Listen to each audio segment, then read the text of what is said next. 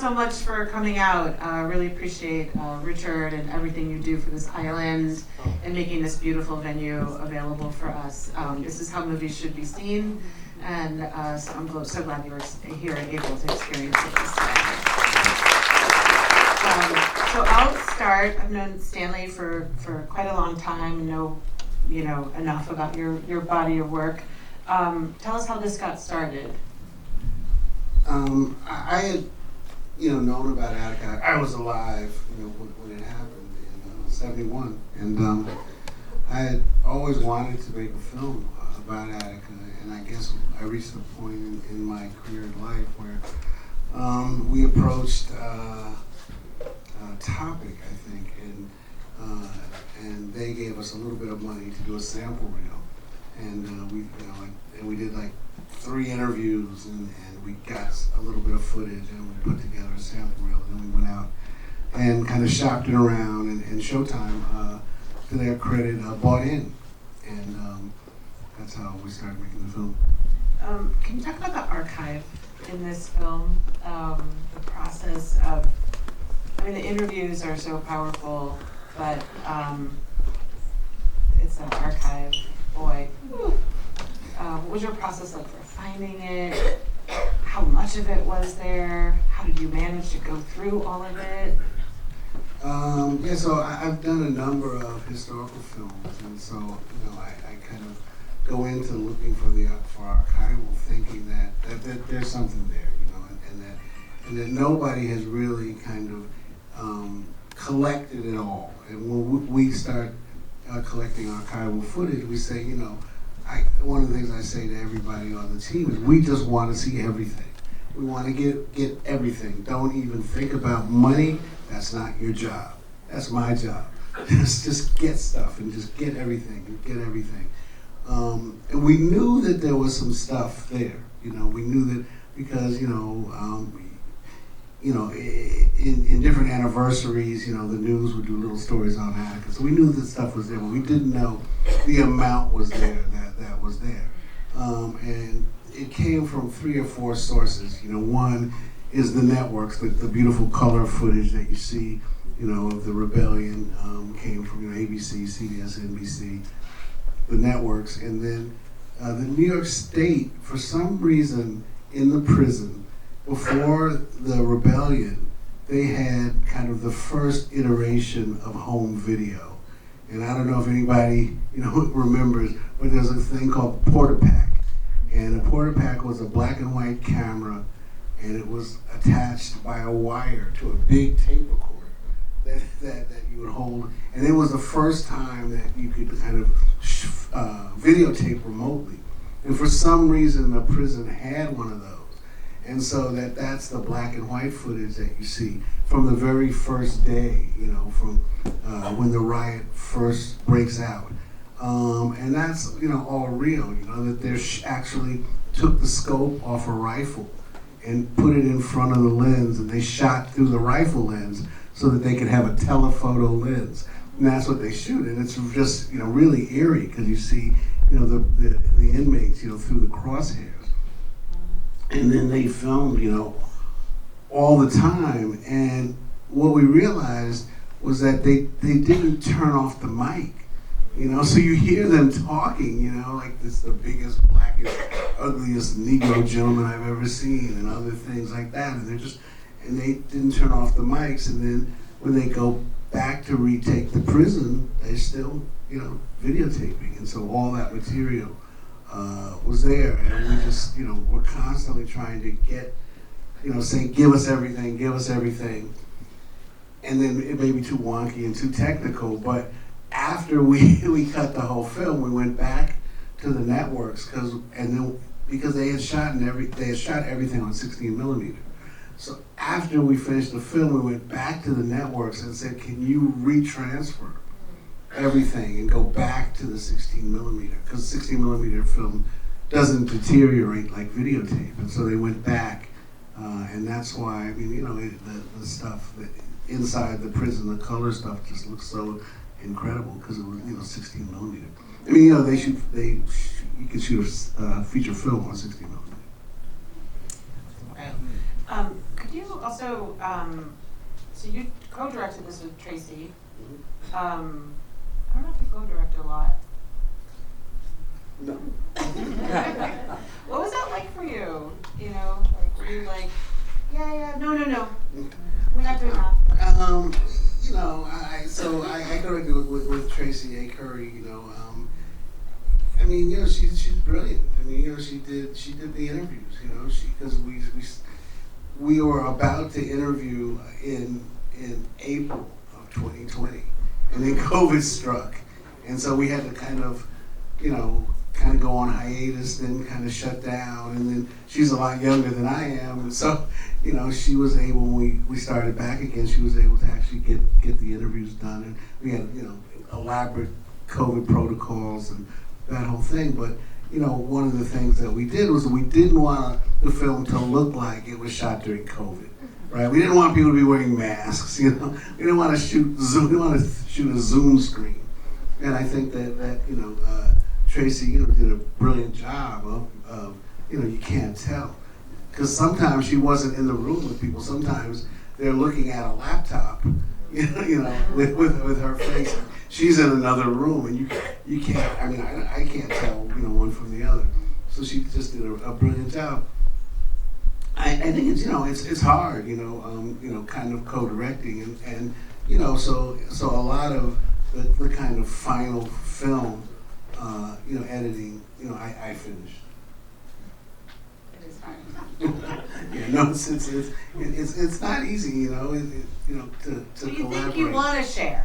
Yeah, But then, yeah, I mean, you know, finally somebody has to finally make the decisions, you know, in directing, and you can't, you know, it can't be, oh, I made the last one, so you get this one, you know. Now I made one, and you made one, so I'll get the next one. No, it's gotta, you know, be kind of, you know, one person's vision at the end. could you talk about, do you have a favorite scene in the movie? I know. I mean, I know feel you do.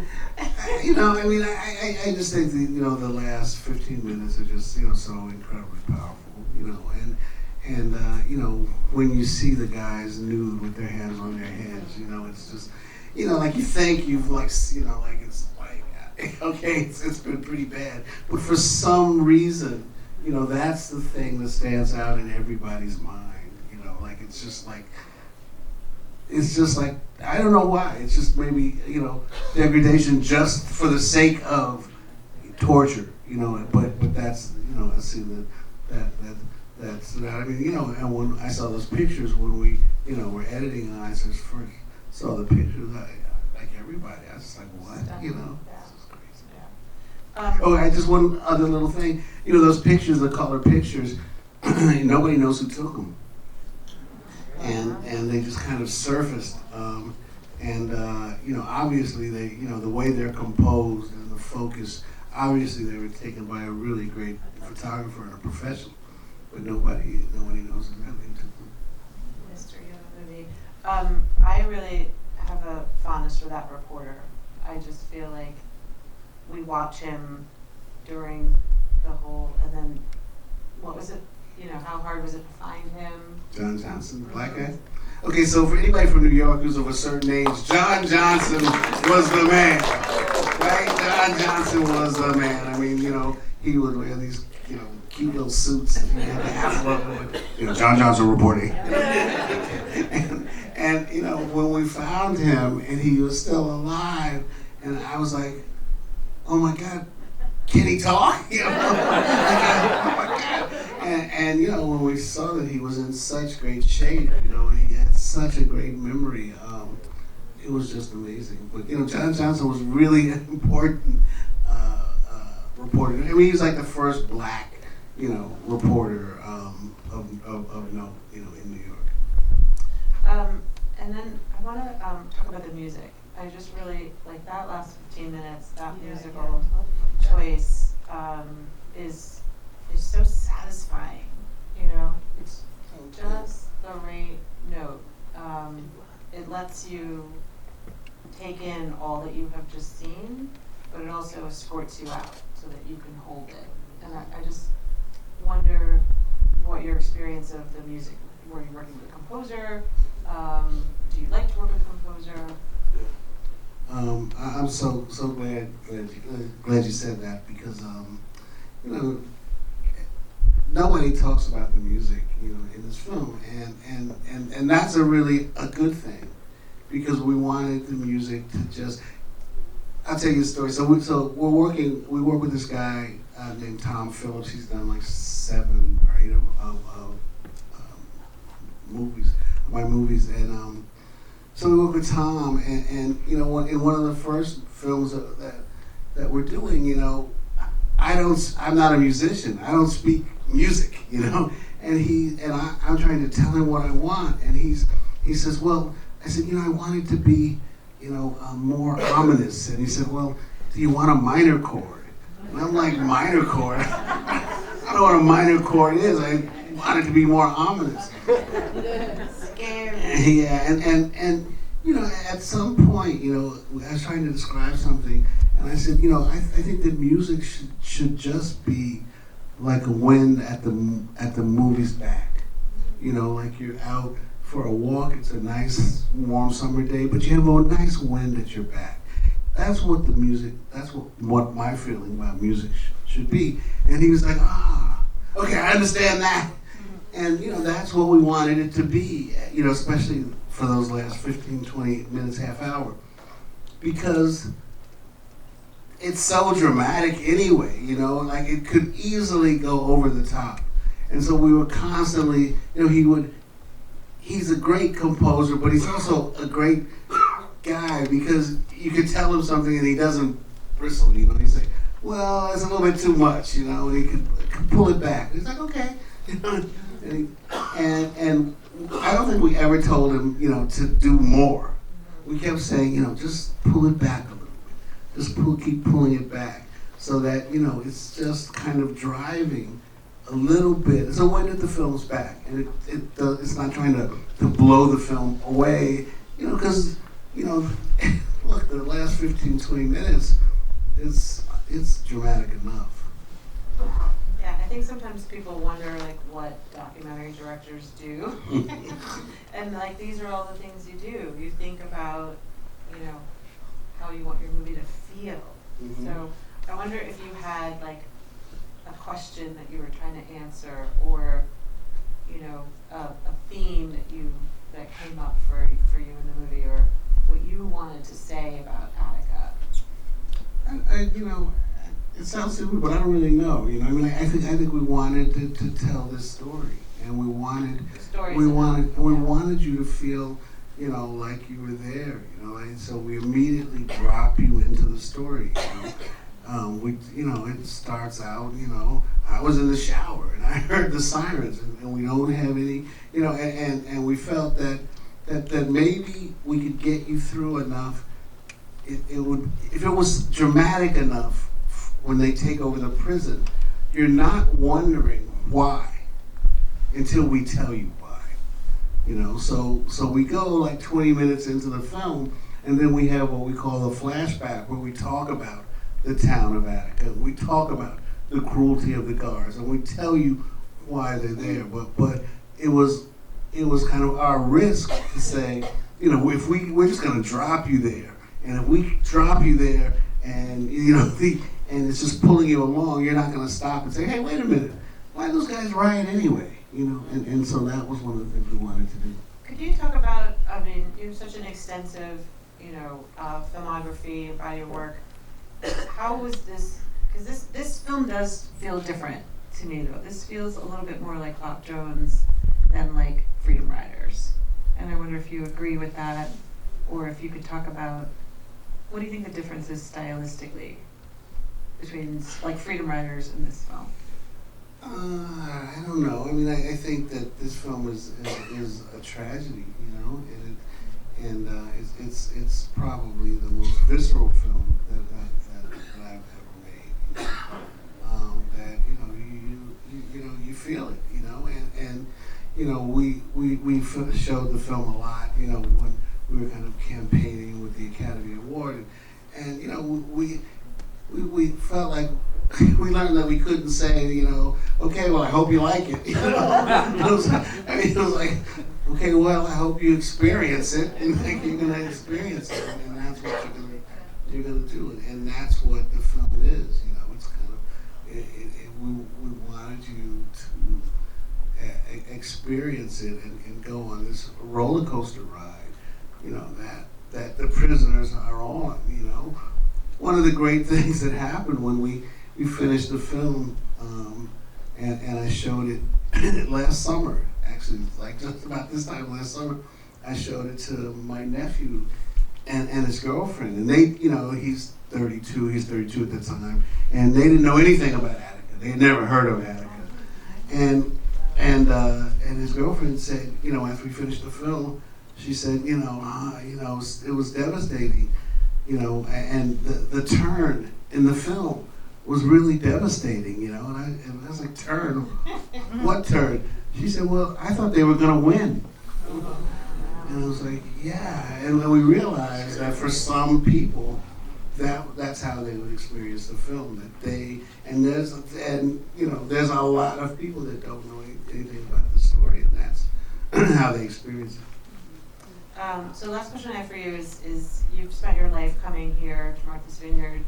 It's, you know, your wife has been coming here with you forever. I wonder, like, what part of Martha's Vineyard has influenced you as a filmmaker? What part of your experience is? I think that it's the community of Martha's Vineyard. You know, it's the community. You know, I mean, I'm from New York City. You know, where, you know, and I grew up in apartment buildings where you kind of don't want to know your neighbor. Like, you're better off if the less you know about your neighbor, and the less that your neighbor knows about you. But here, there's a real community. And I think because I grew up in this kind of community, in this womb, you know, I feel like I can do whatever I want, you know, and I can, you know, and I can experiment, you know, in film, you know, and I don't, you know, I'm not trying in some ways to be something that I'm not, you know, I'm trying to tell this story, you know, and in the best possible way that I can. I think that's a great place to open it up to questions that you might have. Let me get you the mic. Yeah. Abby? Let's go to Abby first. We'll come down. Since they don't like it. That's probably why I got called on. I just want to say a couple of things. This is the second time I've seen the film. It was amazing the first, and it's even in many ways more amazing the second. And Stanley, the question I have for you, and I just want to say one other thing, which is that I worked on the Attica cases as a young law student. So I thought I knew things that this film reveals to me I didn't know. I guess my question is, there's a reveal in this film about, you know, no guards' throats were cut. And I'm not sure that I, you know, knew that. I mean, I think I kind of believed the media hype about it until your film came out. Did you go into this film knowing that? And if you didn't, when did that become revealed? You know, that there was just a lot of media noise that was just false. And what else did you learn that you didn't expect to know as a result of making this film? I think when I went into the film, I knew that the inmates had not killed anybody. I think that I knew that.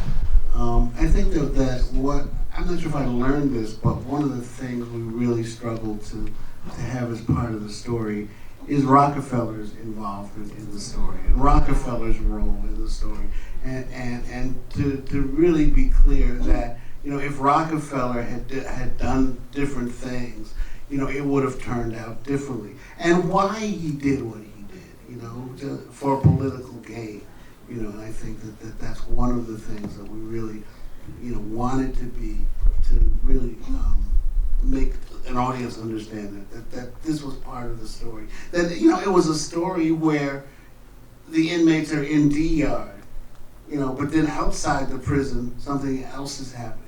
And then in the town of Attica, something else is happening.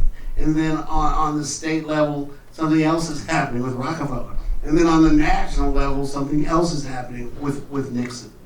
You know, and we wanted to kind of peel back the layers of that story as we went. Thank you for doing it. Right here. I wanted to ask about the National Guardsman that you got. How difficult was that to get him in an interview where he could talk about the colonel who told everybody to be quiet about it? Yeah, there are actually two National Guardsmen in the film, and you know they're incredible, and they're really great, and you know they serve a purpose beyond just what they say. You know you understand that even in that craziness, there was an ability to at least understand that what was being done was wrong.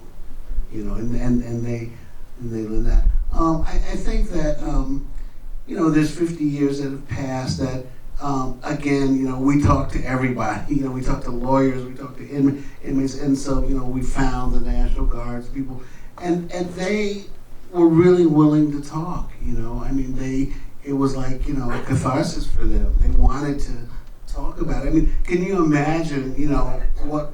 Because I'm not sure it's 100% clear what he's saying, but he's saying that he couldn't stop it.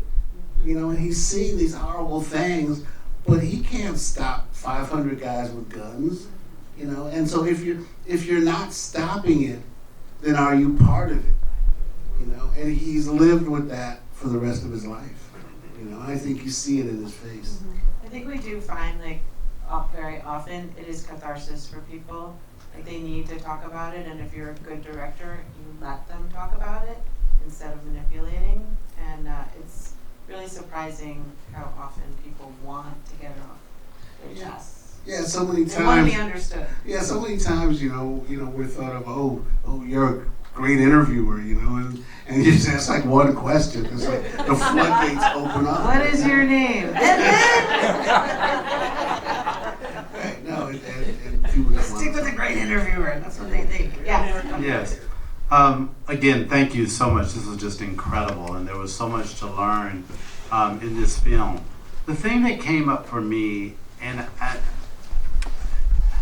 I want to articulate this in a way that actually not only sounds cogent but feels intelligent too. While race was so present in our construction of race, particularly black and white, what was interesting to me was how the white victims told their stories and the language they could use about oppression, no apologies, the sense of victimhood, all these different things that I think black people typically express a lot. But to hear white people talking about that and the white families, I thought was, I don't know, it just struck me in a way that I'm just curious if there was something else that you noticed in hearing the stories about the universality of pain and oppression.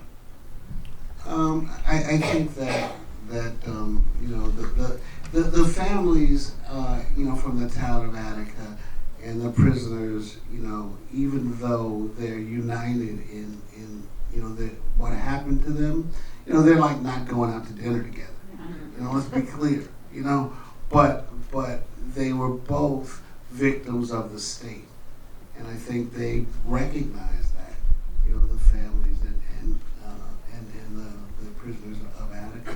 I think that kind of unites them. Although again, they're not hanging out. Okay, another question here. Actually, two questions. Number one, what happened to the warden? And number two, in that footage there was a lot of gunshots, and it talked about 29 prisoners and I think 10 of the hostages. And then your interviews, several of those people had been shot. How many total people were wounded in that? You're asking a hard question. Oswald, the warden, I'm not sure what happened to him. He did not get removed. It wasn't like he was ever blamed for what happened. I think the figure somehow is like 80-something people were actually shot. I think that one of the things that happened is the prisoners could kind of, if they could get back into the prison. They could get back into the prison, and that's why more people weren't shot. If that makes any sense. So when you see them being thrown out, after they're throwing them out, like on top of each other, it's because they ran back into kind of the walls of inside the hallways of the prison. Right here. It feels like the film is making a larger commentary about the prison system, human rights, and the prison industrial complex, which we see is continually growing, right? In a world where we continue to see incidents with over-policing and deadly incidents such as Rikers and at Angola, at St. Quentin, and other prisons, and even on the streets, how can we support artists in exposing more of these stories like Attica and in more real time? Because again, I'm 36 and I'm just understanding this story. And I feel like we need to be talking about these things more. I think that's a question for you, Don. Well, thank you for that. If you read about documentary, you'll hear it's the golden age of documentary, and the audiences are finding these stories, and that is in some ways true. I mean, this film is nominated for an Oscar, so we should celebrate that. But I think you would be surprised at how much the distributors actually do listen to your tastes and opinions. So one thing I will tell you is if you watch something like this at home, don't turn it off. Don't watch it when you can't finish it, because the streamers track that. And that's how they determine like what they're gonna, it's an algorithm, right? If it's in a theater, I know it's hard to go to a theater, like Coming Out tonight is amazing. So I know there's a bunch of polar bears here, or I don't know if they feel that, but supporting things and then being vocal about it, people are watching that. And so, patronizing these films is really important. I'm sorry. I hope you feel comfortable answering, but would you consider yourself an abolitionist? And do you think movies like this are a pathway to radicalize more people, specifically young people who aren't radicalized yet? And then the other question I had was, did you draw any ties to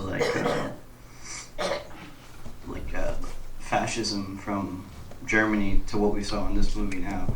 Because they've made the comparison to the slave ships, but the first thing I thought of when I saw the naked bodies and just the complete brutality in the prison yard was ghettos in Nazi Germany. Yeah, I'm not sure, about abolition, but the police and the prison system definitely needs to be changed and overhauled, and thought about in a very, very different way, than we thought about it. When we think about it, I think that you see in Attica, just a prison that was, medieval, in every way. So I think that and I think that there are ties. People have come to me after screenings, with tears in their eyes and compared it, that said that the prisoners reminded them of Nazi Germany. Certainly, the death camps of Nazi Germany. Fascism rears its ugly head in many different ways. I have a question. Just to add to that, Stanley, in terms of the impact of the film and people seeing it, like us, how has maybe the prison establishment reacted to the film? Has there been any kind of reaction or commentary? Is there any, renewed interest in reform? I was interested to read that Attica is still operational. There's 2,000 prisoners there, and they said it's slightly better. it could take slightly to mean a lot of things, but have you noticed or read or had discussions with people in the actual prison, infrastructure? I don't think that this film probably has changed the prison complex. I think that it might help or hopefully help to change people's minds and to make people think about prisons and prisoners. One of the things that I think the film does, without saying it, is you see these people as human beings. And you can't help but see them as human beings. One of the things, you asked me about my favorite scene, one of my favorite lines in the film is where the guy is looking at the stars and he says he hasn't seen the night sky in 22 years. And like right now, while we're sitting here, 2 million people are in prison and they're not seeing the night sky. And the prisons were made so that people are locked up, put away, and we don't have to think about them, right? And so hopefully that the film and films like this, at least for a little while, make us think about that and make us think about what we're doing, and maybe we could be doing it in a different way. Okay, I think we have time for maybe 2 more questions, so I'll give you the mic. Thanks. Since you raised your hand. Thank you so much for this film. Thank you, Marsha, too. How do you control the rage, right, when you're putting this together, and not just the rage at the gore of it, but the rage of the corruption of our own government, which is us, like today, and has it really changed? I think that fortunately a bunch of things happened for me as a filmmaker and for filmmakers. One, when you see the pictures of the nude guys, when you see the footage, right, of them just, indiscriminately firing their guns. As a filmmaker, right, I have to say, I have to admit, I'm like, yes! Okay, yes, now I can tell the story, now I can show the story, right? So there's that part of it. Another part of it is, as the film is edited, it becomes more and more powerful. So, the pictures with the guys' hands on their heads, that's bad. But when you put it to music, when you put it together with the statements of the prisoners who were there and made to do that, that's when it's the most devastating. One of the things that that happens is we've screened the film over and over again, and one of the things that happens for me is that when the film is screening, I go out and get dinner or walk around, get some air, but I have to make sure I come back in time. Right? So I always come back and I see that last 15 minutes over and over and over and over again, and that's really hard. So in some ways, as a filmmaker, you're so consumed with trying to tell the story that a lot of the things that you're feeling now and that I'm feeling now, because I just watched the end again, I'm not feeling, I'm too focused on the task. Last question right here. This young lady. Yeah. This is my second experience of observing your work. As a resident of Albany, New York, you were at the College of St. Rose, so I was happy to do that. My question is, I noticed that there was an absence of the family members of the inmates. Was there a reason for that? We thought a lot about their families, and we just thought that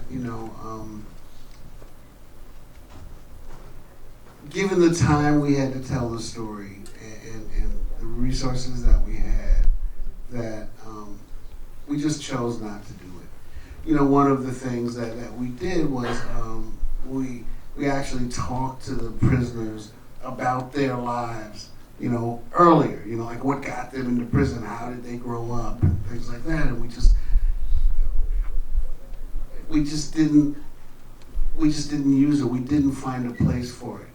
So I think that's, you know, a different story and another story. But I think that, you know, the town of Attica and the townspeople of Attica played a direct role in what happened at Attica prison in the way that the families of the prisoners did not. Excellent, excellent.